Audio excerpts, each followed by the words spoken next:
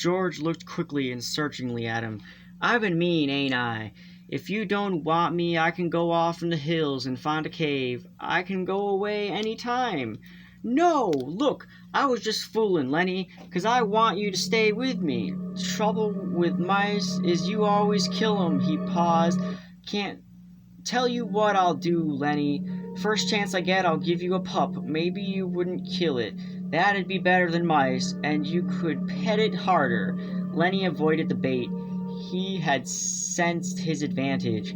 "If you don't want me, you only just have to say so, and I'll go off in those hills right there. Right up in those hills, and I'll live by myself. I won't get no mice stole from me." "Oh," George said, "I want you to stay with me, Lenny. Jesus Christ, somebody shoot you for a coyote if you was all by yourself." "No, you stay with me. Your Aunt Clara wouldn't like you running off by yourself, even if she is dead." Lenny spoke craftily. "Tell me. Look like you done before." "Tell you what?" "About the rabbits." George snapped. "You ain't gonna put nothing over on me." Lenny pleaded. "Come on, George. Tell me. Please, George. Like you've done before. You gotta kick it out, don't you? All right, I'll tell you, and then we'll eat our supper." George's voice became deeper. He repeated his words rhythmically, as though he had said them many times before. "Guys like us that work on the ranches are the loneliest guys in the world.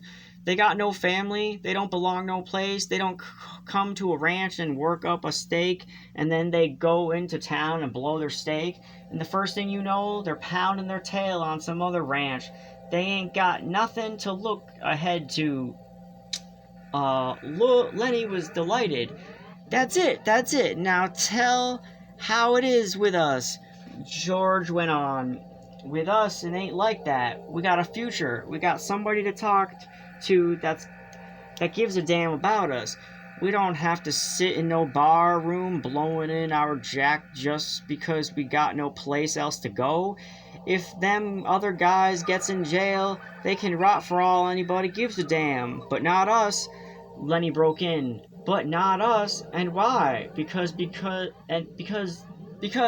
I got you to look after me, and you got me to look after you, and that's why." He laughed delightedly. "Go on now, George. You ain't got it by heart. You can do it by yourself." "No, you. I forget some things. Tell about how we're gonna be." "Okay, somebody, we're gonna get the jack together, and we're gonna have a little house and a couple of acres, and a cow and some pigs, and live off the fat of the land," Lenny shouted, "and have rabbits." "Go on, George. Tell about what we're gonna have in the garden, about the rabbits in the cages, and about the rain in the winter and the stove, and how thick the cream is on the milk like you can hardly cut it. Tell about that, George. Wouldn't you do it yourself? You know all of it." "No, you tell it. It ain't the same if I tell it. Go on, George. How I get to tend the rabbits?" "Hold on." "Well," said George, "we'll have a big vegetable patch and a rabbit hutch and chickens, and when it rains in the winter, we'll just say the hell with going to work, and we'll build up a fire in the stove and sit around at and listen to the rain coming down on the roof. Nuts!" He took out his pocket knife. "I ain't got no time for no more." He drove his knife through the top of the bean can, sawed out the top, and passed the can to Lenny.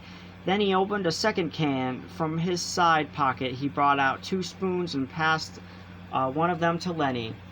They sat by the fire and filled their mouths with beans and chewed mightily. A few beans slipped out of the side of Lenny's mouth. George gestured with his spoon. "What you gonna say tomorrow when the boss asks you questions?" Lenny stopped chewing and swallowed. His face was concentrated. I ain't gonna say a word." "Good boy. That's fine, Lenny. Maybe you're getting better. When we get a couple acres, I can let you tend the rabbits, all right? Especially if you remember as good as that." Lenny choked with pride. I can remember, he said. George mentioned... Oh, George motioned with his spoon again. Look, Lenny, I want you to look around here. You can remember this place, can't you? The ranch is about a quarter mile up that way. Just follow the river. Sure, said Lenny. I can remember this. Didn't I remember about not gonna say a word? Course you did. Well, look, Lenny, if you just happen to get in trouble like you always done before, I want you to come right here and hide in the brush. Hide in the brush, said Lenny slowly. Hide in the brush till I come for you. Can you remember that? Sure I can, George. Hide in the brush till you come. But you ain't gonna get in no trouble, because if you do, I won't let you tend the rabbits. He threw his empty bean can off into the brush. I won't go get into trouble, George. I ain't gonna say a word. Okay, bring your bindle over here by the fire. It's gonna be nice sleeping here. Looking up and at the leaves, don't build up no more fire. Let her die down. Damn, I've never had a fire like that. They made their beds on the sand, and as the blaze dropped from the fire, the sphere of light grew smaller. Curling branches disappeared, and only a faint glimmer showed where the tree trunks were. From the darkness, Lenny called, George, you asleep? No, what do you want? Let us have different color rabbits, George. Sure we will, George said, sleepily. Red and blue and green rabbits, Lenny. Millions of them. Furry ones, George. Like I seen in the fair in Sacramento. Sure, furry ones. 'Cause I can just as well go away, George, and live in a cave. You can just as well go to hell, said George. Shut up now.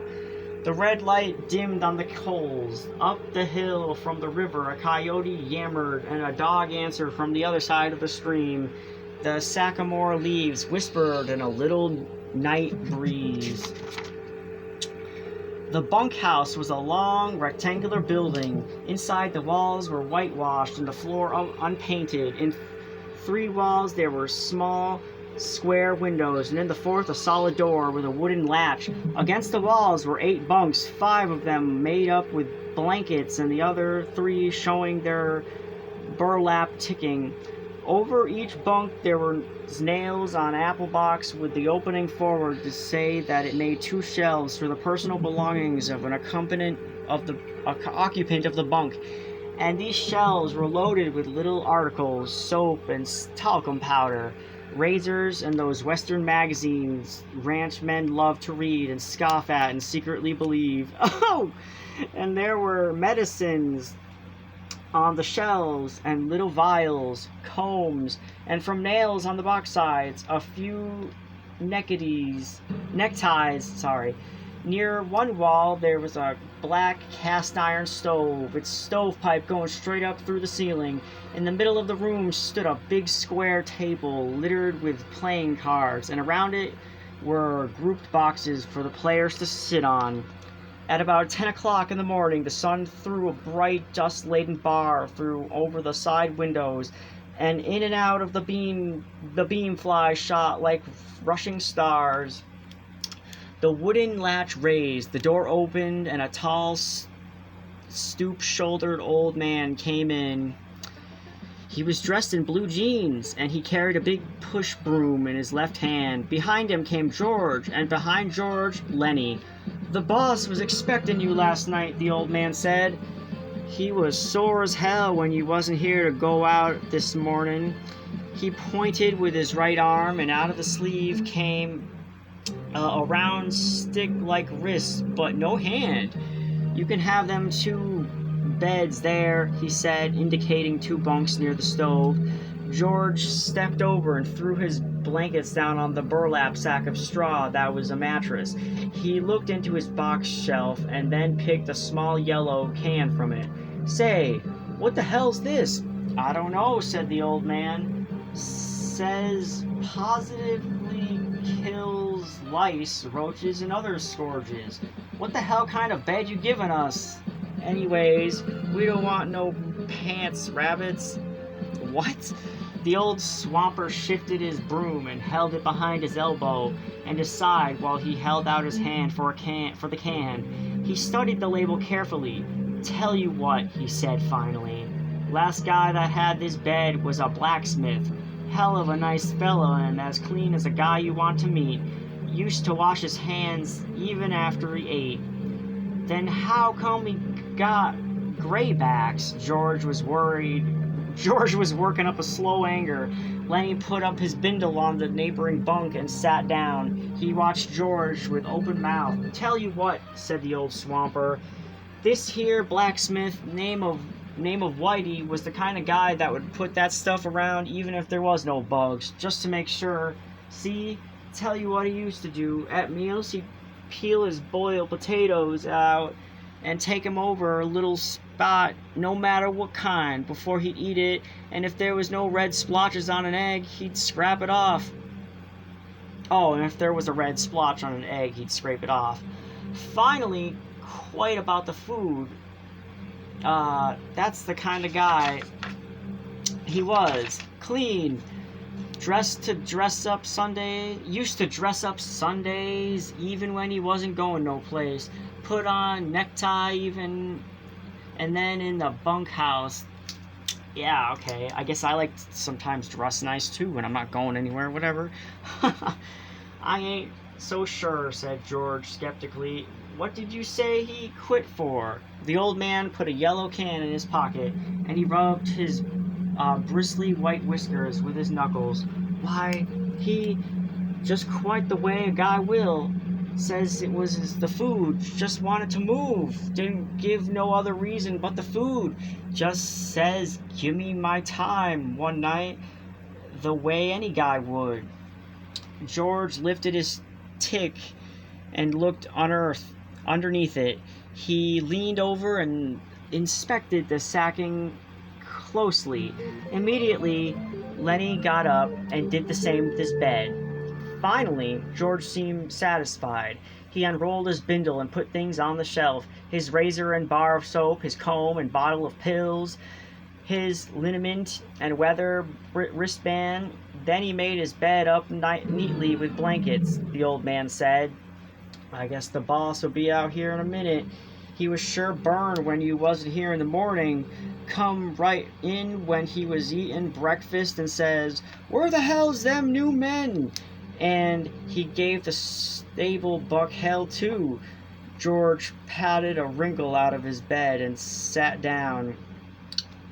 "Give the stable buck hell?" he asked. "Sure. You see, the stable buck's a N-word. Right? Huh. Yeah, nice fella too. He got a crooked back where a horse kicked him. The boss gives him hell, and when he's mad, but the stable buck don't give him damn about that. He reads a lot. Got books in his room." "What kind of guy is the boss?" George asked. "Well, he's a pretty nice fella. Gets pretty mad sometimes, but he's pretty nice. Tell you what, know what he done Christmas? Wow. Bring a gallon of whiskey right in here and says, 'Drink heartily, boys. Christmas comes but once a year.'"